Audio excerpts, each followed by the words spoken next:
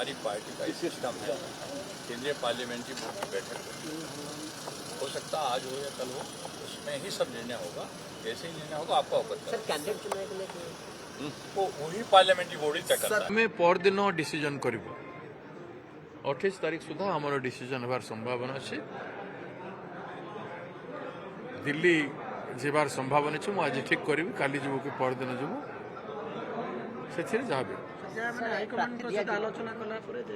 हाइकमांड सहित आलोचना कलापर जाके सर से जो कैंडिडेट दिया पॉलिटिक्स रो लागु दिया ना पॉलिटिक्स प्रार्थी देबे ना सेटा निर्भर करुचे हमर 28 मीटिंग पर आमे दलरू देबू कि बाहरु देबू हाइकमांड सहित आलोचना कलापर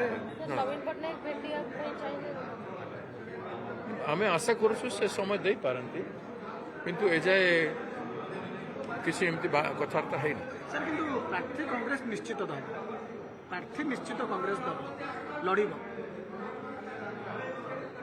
कांग्रेस ए निर्वाचन रे सक्रिय भूमिका ग्रहण करिवो सक्रिय भूमिका ग्रहण करिवो सर कमलनाथ ने जोरदार चर्चा होची ओडिसा रो जाई पारंती कि सेमती किछि नै सेमती किछि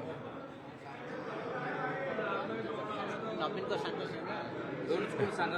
से मो दृष्टि आसी था।